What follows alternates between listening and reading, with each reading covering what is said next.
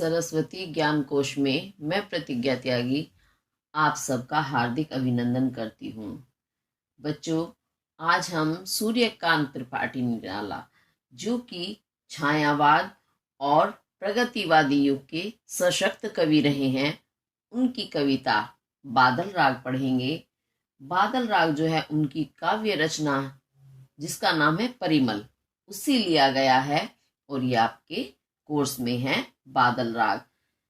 तो इसमें बादल राग में आपको इसके शब्द से ही समझ आ रहा होगा बादलों का राग गीत। सूर्यकांत त्रिपाठी जी जो है वो बादलों को उमड़ते घुमड़ते देखते हैं तो उनका मन उत्साह से भर जाता है और वो राग अपने शब्दों को बांधते हैं कविता के रूप में, और बादल राग में उन्होंने अपनी मन की भावनाओं को प्रकट किया है। चलिए तो अब हम देखते हैं क्या कहते हैं निराला जी।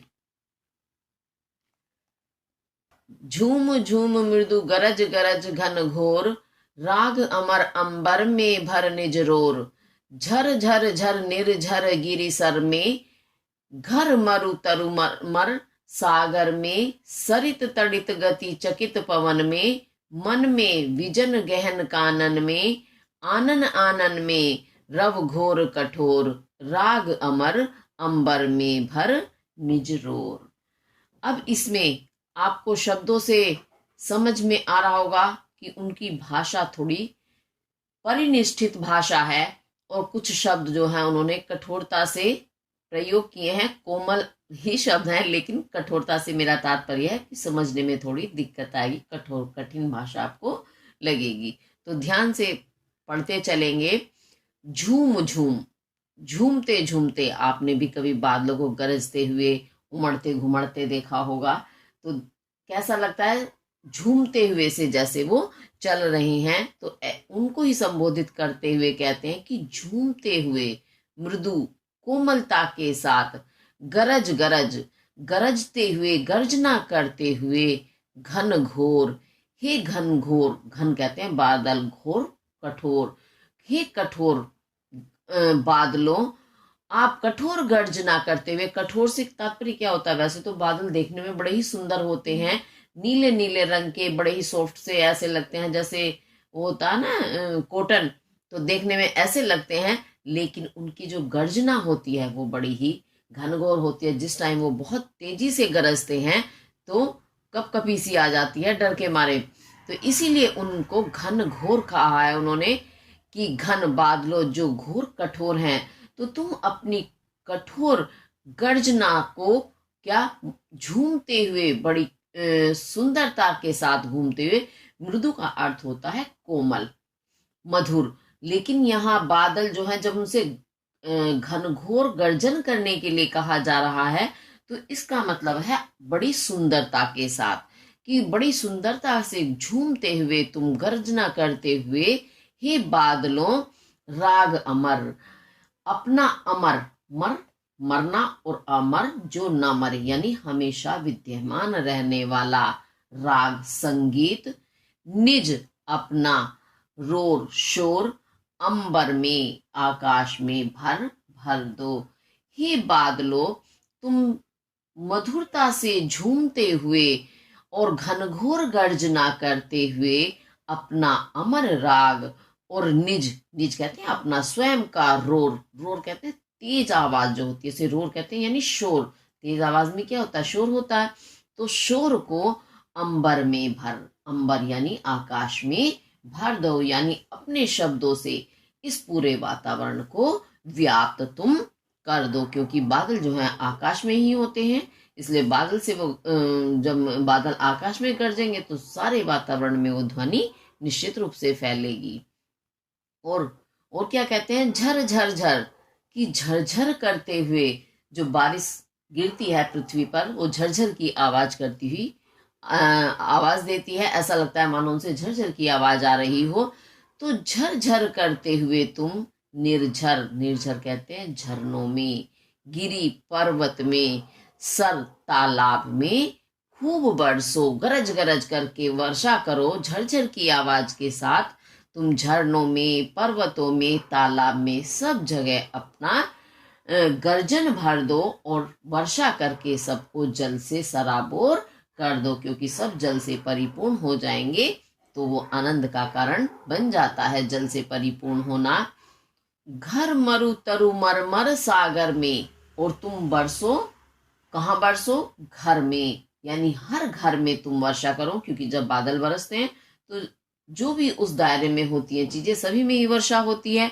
तो घर में बरसो मरु तरु मरमर, और मरु कहते हैं मरुस्थल, मरुस्थल के जो तरु वृक्ष होते हैं वहां मरुस्थल में तुम बरसो, ताकि मरुस्थल के जो तरु हैं, वृक्ष हैं, वो कैसे हो जाएं?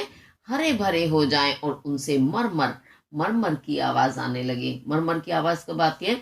जब वृक्षों पर पत्ते होते हैं तो पत्तों की जो सरसराहट की आवाज होती है, यानी हवा से जब वो हिलते हैं उनसे जो आवाज आती है उसे मरमर की आवाज कहते हैं। तो तुम मरुस्थल में भी ऐसे वर्षा करो कि वहां के वृक्ष भी हरे भरे होकर के लहलाने लगे और उनसे मरमर की ध्वनि आने लगे। सागर में, तुम सागर में भी बरसो, सागर में भी तुम्हारा जल परिपूर्ण हो जाए। सरित, सरित कहते हैं नदी, नदियों में तड़ित गति, तड़ित कहते हैं बिजली को, बिजली की सी तुम गति प्रदान कर दो, यानी इतना बरसो कि सागर में भी, सरित नदी में भी तड़ित गति, बिजली जैसी गति आ जाए, यानी बिजली जैसा विकास हो, उन्नति हो चकित पवन में। और उस गति को, उस विकास को देखकर पवन आकाश में भी आश्चर्य उत्पन्न हो जाए कि ये इतनी समुद्र में, नदियों में इतनी गति या इतना विकास कैसे उत्पन्न हो गया। मन में, तुम प्रत्येक व्यक्ति के मन में विजन, वी नहीं है जन, व्यक्ति कोई, जहां जहां कोई भी प्राणी नहीं है उसे विजन यानी सुनसान, गहन बहुत ही गहरे, सघन कानन में, कानन कहते हैं वनों को, तो गहन सुनसान गहन वनों में, आनन, आनन में, आनन कहते हैं मुख, मुख में, आनन यानी प्रत्येक मुख में, प्रत्येक चेहरे पर रव घोर कठोर, रव आवाज, घोर घन घोर, कठोर जो तुम्हारी ध्वनि है, गर्जना है, उसे अपनी कठोर घनघोर आवाज को तुम प्रत्येक मुख में भर दो। राग अमर, और जो तुम्हारा अपना अमर राग है, अमर संगीत है, निज रोर, तुम्हारा जो निज अपना रोर है, शोर है, उसे तुम अंबर में, आकाश में भर दो। ये तो इसका शाब्दिक अर्थ है। अब आप देखिएगा इसमें, इसीलिए मैंने शुरू में बताया कि कठोर भाषा है या कठिन भाषा, क्योंकि इसमें स्पष्ट वाक्य नहीं हो रहा है, तो इसे हमें अपने शब्दों में पूर्ण करना है। तो उसमें गरज गरज घनघोर, हे बादलों तुम गरज गर्जना करते हुए, अपनी घनघोर गर्जना के साथ झूमते हुए खूब बरसो, पूरे वातावरण में अपना स्वर भर दो, अपना अमर राग, तुम्हारा जो अमर संगीत है, निज रोर, तुम्हारा जो अपना शोर है। क्यों? जब बादल आपस में घर्षण करते हैं तो इतनी भयंकर आवाज होती है उनकी गर्जना कि हम लोग भी भयभीत हो उठते हैं। तो निज रोर, अपना शोर तुम इस आकाश में भर दो। आकाश में तात्पर्य यह है कि वो आकाश में है तो आकाश से ही गर्जना उठेगी जो सारे वातावरण में व्याप्त हो जाएगी। यानी इतने प्रसन्न होते हैं उन बादलों कर देकर कवि कि वो कहते हैं कि तुम अब खूब गरज गरज के घनघोर आवाज के साथ चारों तरफ बरस पड़ो, खूब गर्जना करो, और झर झर झर, और झर झर करके, झरझर की आवाज के साथ तुम झरनों में, गिरी पर्वतों में, सर तालाब में, सब जगह खूब बरसो, जिससे कि वो जल से परिपूर्ण हो जाएं। और जल से परिपूर्ण होने पर क्या होता है? नव जीवन का संचार होता है, नया नया जीवन सबको प्राप्त होता है। अगर वर्षा ना हो तो क्या होता है? सब चीजें सूख जाती हैं। प्राचीन काल में तो हमारे यहाँ वर्षा के जल पर ही सब चीजें निर्भर रहती थी। तो वर्षा, पूरी खेती, क्योंकि कृषि प्रधान देश है हमारा, तो वर्षा नहीं होती थी तो सारा गड़बड़ हो जाता था, सारी फसलें चौपट हो जाती थी।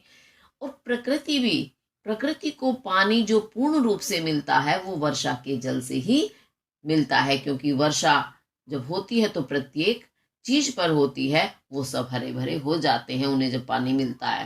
तो इसीलिए उन्होंने कहा है कि तुम झरनों में, पर्वतों में, तालाबों में इतना झरझर करके बरसो कि वो सब जल से परिपूर्ण हो जाए, उन सब में नए जीवन का संचार हो जाए। और कहाँ कहाँ बरसो? घर में बरसो, मरुस्थल के स्थानों पर बरसो, जिससे कि मरुस्थल के जो वृक्ष हैं वो भी हरे भरे होकर लहलाने लगे, उनसे भी मरमर की ध्वनि आने लगे।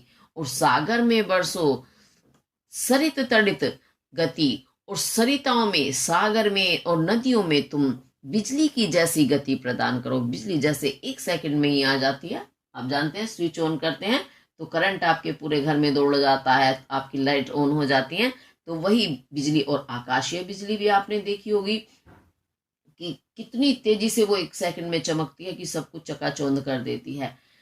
तो बिजली की जैसी गति विकास तुम इन नदियों में और सागर में उत्पन्न कर दो। और उस गति को देख करके वायु में भी आश्चर्य उत्पन्न हो जाए, क्योंकि वायु जो है स्वयं में बहुत गतिशील है, और बिजली वायु से भी ज्यादा गतिशील अगर हो जाएगी तो पवन को यानी वायु को आश्चर्य होगा ही कि ये मुझसे ज्यादा गति किसको प्राप्त हो गई, इसको, है ना। और उसके साथ साथ मन में, यानी हर व्यक्ति के मन में जब वर्षा होगी तो प्रत्येक मन प्रसन्न हो जाएंगे। पशु पक्षी सभी प्रसन्न होते हैं, मनुष्य भी, क्योंकि मनुष्यों को जब वर्षा का जल मिलता है, उनके खेत हरे भरे हो जाते हैं, तो उनके मन में भी निश्चित रूप से प्रसन्नता होगी। तो प्रत्येक मन में, विजन गहन कानन में, और जो सुनसान गहरे वन है, गहन वन है, यानी बहुत ज्यादा घन, क्या कहना चाहिए, गहन से मतलब एक गहरे वन, यानी वन ही वन है बहुत ही अधिक मात्रा में, तो वो गहन वन कहलाएंगे। और आनन आनन में, प्रत्येक आनन में, यानी हर व्यक्ति के मुख पर रव घोर कठोर, आप रव आवाज, घोर जो घनघोर कठोर आवाज है, उसे प्रत्येक स्थान पर प्रत्येक व्यक्ति के मन में भर दो, यानी हर व्यक्ति तुम्हारी इस गर्जना को, तुम्हारी इस कठोर आवाज को सुने और सुन करके प्रसन्न हो जाए। क्योंकि जब बादल गरजने लगते हैं तो तभी तो हम अनुमान लगा देते हैं वर्षा आने वाली है ना। जैसे ही बादल गरजे तुरंत आभास हो जाता है, अच्छा वर्षा आने के, क्या कहना चाहिए, वर्षा आने की उम्मीद बन रही है या वर्षा आने वाली है। और राग अमर, अपना ये अमर राग, अमर संगीत जो है तुम्हारा गर्जना वाला, उसे और निज रोर अपने शोर को अंबर में भर, अंबर में अर्थात आकाश में तुम भर दो, व्याप्त कर दो। ये इसका भावार्थ है। आपको समझ आया होगा, थोड़ा कठिन है लेकिन ध्यान से सुनेंगे तो समझ में आएगा। चलिए अब इसके हम काव्य सौंदर्य के तत्व देखते हैं। आपकी इसमें जो है भाषा परिनिष्ठित खड़ी बोली है, और रस है इसमें वीर रस, क्योंकि कवि जो है बादल को उत्साहित कर रहे हैं। शैली भावात्मक और प्रगीतात्मक है, छंद मुक्तक है, और गुण है इसमें ओज गुण, शब्द शक्ति आपकी लक्षणा है। चलिए तो अब इसमें हम अलंकार ढूंढेंगे। झूम झूम, मृदु गरज गरज, तो एक शब्द की आवृत्ति हो रही है ना। झर झर झर झर, राग झरझर की आवृत्ति हो रही है। और भी देखते चलेंगे।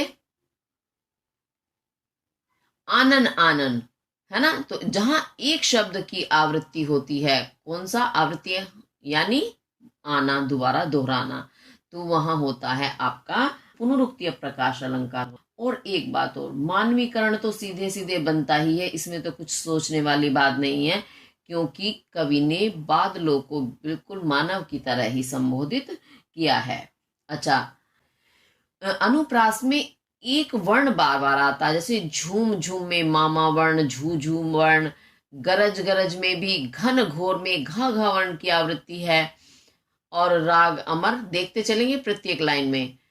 अंबर में भर निजरोर, रा रा वर्ण की आवृत्ति हो रही है। झरझर में भी रा रा, निर्झर में भी रा, गिरी में भी रा, सर में भी रा, यानी जहां एक वर्ण की बार बार आवृत्ति हो रही है, बार बार आ रहा है एक वर्ण, वर्ण से मतलब है अक्षर, तो वहां होता है अनुप्रास अलंकार। और जब एक शब्द बार बार आता है तो वहां होता है पुनरुक्ति प्रकाश अलंकार। तो ये आपके इसमें अलंकार हैं। पूरे ही पद में अनुप्रास अलंकार भरा हुआ है, आप देख सकते हैं, और सही से पहचान करके फिर इसको याद करके करेंगे, क्योंकि अब की परीक्षाओं में भी पूछा जाता है, काव्य सौंदर्य के अलावा अलग से भी आता है ये। तो ये पद आपका पूरा हुआ। आगे देखते हैं। अरे वर्ष के हर्ष बरस तू बरस बरस रसधार, पार ले चल तू मुझको, बहा दिखा मुझको भी निज, गर्जन भैरव संसार, उथल पुथल कर हृदय मचा हलचल, चल रे चल मेरे पागल बादल, धंसता दलदल हंसता है नद खल खल, बहता कहता कुल कुल कल कल कल कल। बहुत सुंदर वर्णन है। अरे, अरे संबोधित किया है किसको? बादल को। अरे वर्ष के हर्ष, वर्ष यानी साल, के हर्ष कहते हैं आनंद, प्रसन्नता या खुशी। तो अरे पूरे वर्ष के आनंद, पूरे वर्ष के आनंद बादल को कहा गया है। क्यों? आप लोगों को पता है हमारा देश जो है प्राचीन काल से ही कृषि प्रधान देश रहा है, और पहले से ही हमारे जो किसान लोग थे या भारतीयवासी जो थे, वो सभी भारतीय वर्षा के जल पर ही निर्भर रहते थे। आज के समय में तो बहुत सुविधाएं हो गई हैं, ट्यूबवेल बन गए हैं, नलकूप लग गए हैं, लेकिन पहले वर्षा पर ही निर्भर होती थी हमारी कृषि या खेती। तो अगर वर्षा समय पर हो जाती थी तो फसलें अच्छे से लहला जाती थी, खूब अच्छी फसल पैदा होती थी। तो इस कारण क्या होता था, किसान या व्यक्ति पूरे वर्ष प्रसन्न रहते थे, क्योंकि उनके घर धन धान्य से परिपूर्ण हो जाते थे। लेकिन समय पर वर्षा ना होने से क्या होता था, फसल सूख जाती थी, बर्बाद हो जाती थी। तो क्या लोगों को, बेचारों को गुजारा करना भी मुश्किल हो जाता था, भूखों मरना पड़ता था। तो इसलिए पूरे वर्ष अगली फसल आने तक बहुत दुखी रहते थे, जैसे तैसे समय काटते थे। तो इसीलिए कहा उन्होंने कि वर्ष के हर्ष, क्योंकि पूरे वर्ष तक तुम आनंद देते हो जब लोगों की, किसानों की फसल उन्हें प्राप्त हो जाती है तुम्हारे कारण। बरस तू बरस बरस रसधार, हे बादल तू बरस यानी खूब बरस, बरस बरस और बरसा, तू खूब बरसा, रसधार अपने रस की धारा को। रस क्या है? जल, जल को रस कहा है। तो अपने जल की धारा को तू बरसा, खूब बरसा, जिससे कि फिर से लोगों को तुम्हारा जल प्राप्त हो, खेतों को, प्रकृति को, सबको तुम्हारा जल मिले, और वो पूरे वर्ष प्रसन्न रहे, हंसी खुशी से अपना समय व्यतीत करें। इस कारण तुम खूब बरसो। पार ले चल तू मुझको बहा। वो क्या कहते हैं कवि, उनका मन इतना ज्यादा उन बादलों को देखकर उत्साहित हो रहा है कि वो उसके साथ स्वयं भी बहकर जाने के लिए तैयार हैं। कि पार ले चल यानी इतना बरस कि मैं तेरे साथ बह चलूं, और मैं साथ कहाँ जाऊं? पार यानी इस संसार से उस पार जाऊं। तू मुझको बहा, मुझको तू अपने साथ बहाकर इस पार से उस पार ले जा। जैसे नदी के दो किनारे होते हैं ना, एक ये किनारा और एक वो किनारा, तो इस किनारे से उस किनारे तक जाने को बोलते हैं पार। तो तुम मुझे इस संसार के उस पार ले करके जा, अपने साथ बहा करके ले जा, दिखा मुझको भी निज, गर्जन भैरव संसार। और कहाँ ले जा करके क्या करना है? उस पार ले जा करके तुझे मुझे दिखाना है निज, अपना, गर्जन, गर्जना का, भैरव कहते हैं भयंकर, डरावना संसार। तुम्हारा जो अपना ये गर्जन का भयंकर संसार है वह मुझे दिखा। यानी उस गर्जना से युक्त भयंकर जो तुम्हारा संसार है वो इस संसार से के उस पार है। तो तू मुझे वहां तक लेकर के जा और अपने उस भयंकर गर्जना भरे संसार को दिखा दे। मैं जानना चाहता हूं, उससे परिचित होना चाहता हूं। इतने ज्यादा उनको गर्जना अच्छी लग रही है कि देखो उस भयंकर संसार में जाने के लिए तैयार है कवि। तो मुझे अपने उस भयंकर संसार को तू दिखा। कौन सा भयंकर संसार है? जो गर्जनाओं से भरा हुआ है। जब भयंकर गर्जना होती है तो कैसा होता है? बहुत ही डरावना होता है। इसी कारण उन्होंने उसे भैरव संसार कहा है। उथल पुथल कर हृदय, और इस प्रकार तू बरस, इस प्रकार तू गरज, कि मेरे हृदय में उथल पुथल मच जाए। उथल पुथल यानी सब अलट पलट हो जाए, सारी भावनाएं, सारे विचार इधर से उधर, मेरा हृदय बिल्कुल इधर से उधर हो जाए। मचा हलचल, और मेरे हृदय में तू हलचल मचा दे। इस प्रकार वर्षा कर, इस प्रकार बरस, चल रे चल, हे मेरे पागल बादल। मेरे पागल, पागल बादल को कहा है उन्होंने। क्यों कहा है? क्योंकि बादल जो बरस नहीं रहे हैं तो क्या होता है? नुकसान होता है। कृषि, प्रकृति सब कुछ सूख जाती है, सब निरस हो जाते हैं। और जब कभी बहुत ज्यादा वर्षा करते हैं तो क्या होता है? प्रलय आ जाती है, सब कुछ नष्ट कर हो जाता है, नष्ट कर देते हैं बादल बरस करके। बारिश के पानी में सब कुछ बह करके नष्ट हो जाता है, बाढ़ आ जाती है। तो इसीलिए बादल को उन्होंने पागल भी कहा है। तो पागल कहने से तात्पर्य क्या है? कि पागल आदमी को पता नहीं होता, संज्ञान नहीं होता भली प्रकार कि मुझे क्या सही करना है क्या नहीं। वरना बादल हैं, बरसते हैं, उचित मात्रा में भी बरस सकते हैं, लेकिन उन्होंने इसीलिए पागल कहा है कि तुम अब पागलों की भांति बस चलो, चल मेरे साथ चल, और मुझे अपने साथ बहा करके ले चल, और मेरे हृदय में उथल पुथल मचा दे, धंसता दलदल। और जब तुम बरसते हो, तुम्हारे बरसने से क्या होता है? दलदल, दलदल जानते हैं? जहां पानी और मिट्टी इस तरह से वो आपस में मिक्स हो जाती है तो कीचड़ बन जाता है बड़ा भयंकर, और वो पता ही नहीं चलता कहाँ तो पृथ्वी है, कहाँ वो दलदल कीचड़ है। व्यक्ति उसमें गिरता है तो धंसता ही चला जाता है। व्यक्ति या जो भी चीज गिर जाए तो कहते हैं तुम्हारे बरसने से तो वो दलदल जो है इतना भयंकर, जो औरों को धंसा लेता है, वो स्वयं ही धंस जाता है।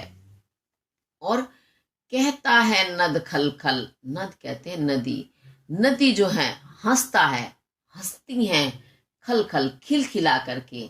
और नदियां तुम्हारे बरसने से खिलखिलाकर हंसने लगती हैं। तो खिलखिलाकर हंसने से क्या तात्पर्य है? नदियां खिलखिला सकती हैं, हंस सकती हैं। इसका तात्पर्य है कि वो जल से लबालब भर जाती हैं, परिपूर्ण हो जाती हैं, और उनमें नवजीवन आ जाता है, नवजीवन का संचार हो जाता है उन नदियों में। बहता कहता कुल कुल कल कल कल कल, और जब उन नदियों, समुद्रों का जल भर जाता है उसमें, वो खिलखिलाकर हंसते हैं, यानी जल से परिपूर्ण हो जाते हैं, तो वो बहने लगते हैं, अपनी सीमाओं को तोड़कर बहने लगते हैं। और ऐसा आभास होता है कि मानो वो कह रहे हो कुल कुल कल कल कल कल, जैसे कहते हैं ना कल कल की आवाज आना, कुल कुल की। हम हर चीज में हर चीज की जो ध्वनि होती है, आवाज होती है, उससे एक विशेष शब्द का आभास कर लेते हैं। तो ऐसे ही जैसे कहते हैं बिजली का कड़कना, बादलों का गरजना, तो हर चीज का एक नाम दे दिया गया है। ऐसे ही जब नदियां बहती हैं तो उनके लिए भी कहा जाता है कि कुल कुल की आवाज करके बह रही हैं, या कल कल की आवाज करते हुए वो बह रही हैं। ये इसका कहने का तात्पर्य है कि वो नदियां और समुद्र भी जल से परिपूर्ण होकर बहने लगते हैं, और ऐसा लगता है मानो वो कुल कुल कल कल की आवाज कह रहे हों, यानी उनमें से भी आवाज आनी आरंभ हो जाती है जब जल से वो परिपूर्ण हो जाते हैं। अब ये आपको समझ आ गया होगा, क्योंकि मैंने साथ साथ में ही इसका भावार्थ बताने का प्रयास किया है। अब उसके बाद हम इसमें देखेंगे काव्य सौंदर्य के तत्व। तो भाषा तो आपकी वही परिनिष्ठित खड़ी बोली है, और रस जो है इसमें वीर रस है। शैली आपकी भावात्मक और प्रगीतात्मक है। शब्द शक्ति इसमें अभिधा और लक्षणा दोनों बनती हैं, और छंद इसमें मुक्तक है आपका, गुण है इसमें ओज गुण। अब इसमें हम अलंकार ढूंढेंगे। चलिए तो अलंकार देखते हैं, एक एक लाइन में देखते चलेंगे। अरे वर्ष के हर्ष, श वर्ण की आवृत्ति हो रही है। बरस तू बरस बरस रसधार, बाबा रा सा वर्ण की आवृत्ति हो रही है। पार ले चल तू मुझको, बहा दिखा मुझको भी निज, गर्जन भैरव संसार, उथल पुथल कर हृदय। तो लाला वर्ण की था वर्ण की आवृत्ति हो रही है। मचा हलचल, चा वर्ण की आवृत्ति हो रही है। चल रे चल, चा लाला वर्ण की आवृत्ति हो रही है। मेरे पागल बादल, लाला वर्ण की आवृत्ति। धंसता दलदल, हंसता है नद खल खल, लाला वर्ण की आवृत्ति। बहता कहता, ता वर्ण की आवृत्ति हो रही है। और कुल लाला का वर्ण की आवृत्ति हो रही है। तो इस कारण इसमें हो गया आपका अनुप्रास अलंकार। अब देखते हैं बरस बरस, एक वर्ण की बार बार, वर्ण नहीं शब्द, एक शब्द की आवृत्ति यानी एक शब्द को पुनः फिर से उक्ति कहना। और भी मिलेगा, देखते चलेंगे। चल रे चल, खल खल, कुल कल कल, है ना। तो ये जो शब्द हैं इनकी पुनः उक्ति फिर से कहने के कारण यहाँ आपका पुनरुक्ति प्रकाश अलंकार बनता है। और मानवीकरण अलंकार तो इसमें है ही। इसके साथ आपका ये पद भी पूरा हुआ। चलिए अब आगे देखते हैं। देख देख नाचता हृदय, बहने को महाविकल बेकल, इस मरोर से इसी शोर से, सघन घोर गुरु, ये सघन है, सघन घोर गुरु गहन रोर से, मुझे गगन का दिखा सघन वह छोर, राग अमर अंबर में भर निजरोर। अब इसमें क्या कहते हैं कवि, देखिए। देख देख कि तुम्हें देख देख कर नाचता हृदय, मेरा हृदय नाचने लगता है।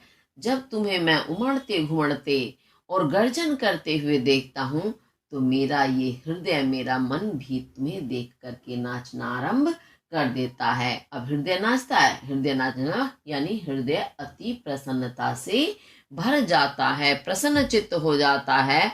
बहने को महाविकल बेकल, और मेरा ये प्रसन्न हृदय इतना अति प्रसन्न हो जाता है कि तुम्हारे साथ ही बहने को महा बहुत अधिक, विकल बेचैन, बेकल व्याकुल हो जाता है। और ये तुम्हारे साथ ही बहने के लिए बहुत ही ज्यादा विकल, बेचैन और व्याकुल हो जाता है। ये भी कहता है कि मैं भी तुम्हारे साथ बह चलूंगा, इसी मरोर से इसी शोर से।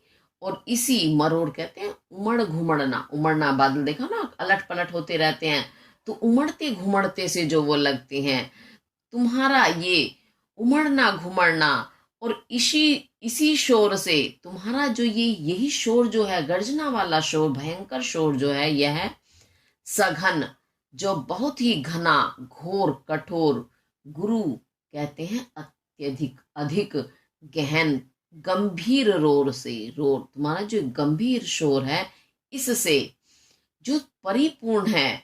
मुझे गगन का दिखा सघन वह छोर, सघन जो बहुत ही सघन गहन छोर, किनारा है किसका, गगन का, आकाश का, आकाश का जो वह सघन किनारा है, तो मुझे वह किनारा भी दिखा। अब ये आपको वैसे समझ नहीं आ रहा होगा, पहले शाब्दिक समझ लीजिएगा फिर मैं आपको बताऊंगी। राग अमर, अपना जो तुम्हारा अमर राग है, कभी ना समाप्त होने वाला संगीत है। निज रोर, तुम्हारा जो शोर है अपना, उसे तुम अंबर में भर, अंबर में अर्थात आकाश में भर दो, यानी वातावरण में अपना ये गर्जना, अपना शोर, अमर संगीत तुम व्याप्त कर दो। अब जो है ये आपको समझ नहीं आया होगा, शुरू की 2 लाइनें तो मैंने क्लियर की हैं, लेकिन अब बाद में फिर से सारा देख लीजिएगा।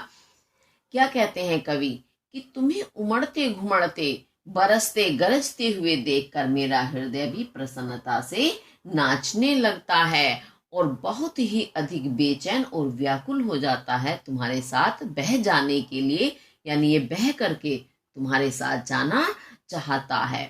और तुम्हारी जो ये उमड़ना घुमड़ना है, तुम्हारा जो ये अपना शोर है, इस शोर से, इस उमड़ घुमाड़ से जो व्याप्त है, बहुत ही गहन, सघन, कठिन, बहुत ही गंभीर शोर से जो परिपूर्ण है आकाश का वो किनारा तुम मुझे दिखाओ। आकाश का वह किनारा, गहन किनारा, मैं सघन किनारा देखना चाहता हूं, जो तुम्हारे शोर से, भयंकर शोर से, गंभीर शोर से, कठोर शोर से परिपूर्ण है। मुझे भी वो अपने साथ बहा करके ले जा करके आकाश का वो किनारा दिखा दो, क्योंकि तुम्हारे इस गंभीर, गहन, कठोर शोर के कारण ही वो भयंकर प्रतीत होता है। इसी सुना है मैंने कि ऐसा भयंकर तुम्हारा वह किनारा है जहां तुम रहते हो, आकाश का वह किनारा जहां तुम रहते हो, जहां तुम्हारी भयंकर, कठोर, घनघोर, गंभीर आवाज व्याप्त रहती है। मुझे अपने साथ बहा करके ले जा करके वो किनारा तुम दिखा दो। यानी मैं तुम अपने हृदय में तुम्हारे उस घोर, भयंकर, गहन शोर को व्याप्त करना चाहता हूं, परिपूर्ण हो जाना चाहता हूं शोर से। तुम अपना ऐसा अमर संगीत, अपना शोर वह आकाश में, वातावरण में भर दो। ये कवि ऐसी अभिलाषा करते हैं, ऐसा वो करना चाहते हैं। अब ये आपको समझ आया होगा।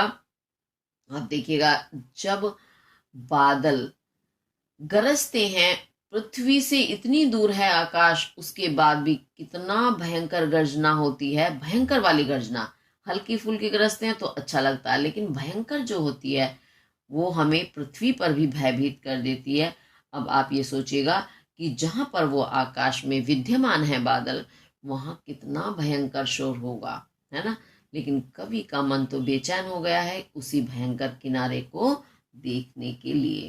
तो वो बहुत ही गंभीर होता है, ऐसा कवि अनुमान लगाते हुए उसे देखना चाहते हैं। ये आपका पद पूरा हुआ। चलिए अब इसके हम काव्य सौंदर्य के तत्व देखते हैं। इसमें भी कौन सा रस है? वीर रस है। भाषा आपकी वही परिनिष्ठित खड़ी बोली है, छंद मुक्तक है, गुण है इसमें ओज गुण, और शैली आपकी भावात्मक, प्रगीतात्मक है, और शब्द शक्ति, लक्षणा और व्यंजना दोनों हैं। अब इसमें ढूंढेंगे हम अलंकार। अलंकार तो इसमें मानवीकरण तो है ही है। देख देख, एक शब्द की आवृत्ति, है ना। प्रत्येक लाइन में देख लीजिएगा, कहीं मुझसे छूट जाए तो आपको तो निश्चित रूप से मिल जाएगा। तो मुझे तो अभी देख देख दिखाई दिया है, तो एक शब्द की आवृत्ति या पुनः उक्ति होने के कारण यह आपका पुनरुक्ति प्रकाश अलंकार बनता है। अब और ढूंढेंगे, देखते चले। बहने को महाविकल बेकल का लाला वर्ण की आवृत्ति है। इसी मरोर से, इसी शोर से, रा रावण की आवृत्ति है मरोर में और शोर में। सघन घोर गुरु गहन रोर से, गा गा वर्ण की आवृत्ति है और घा घा वर्ण की आवृत्ति है। उसके बाद मुझे गगन का दिखा सघन वह छोर, राग अमर, अंबर में भर निजरोर। तो रा रावण की आवृत्ति होने के कारण यहां आपका अनुप्रास अलंकार भी बनता है। इसी के साथ हमारा ये बादल राग शीर्षक पूरा हुआ। इसे अच्छे से देखेंगे, अच्छे से समझ के करेंगे। अगर आपको किसी भी वजह से कोई चीज समझ नहीं आती है तो आप कमेंट करके जरूर पूछें। इसी के साथ हमारा ये आज का शीर्षक पूरा हुआ। धन्यवाद।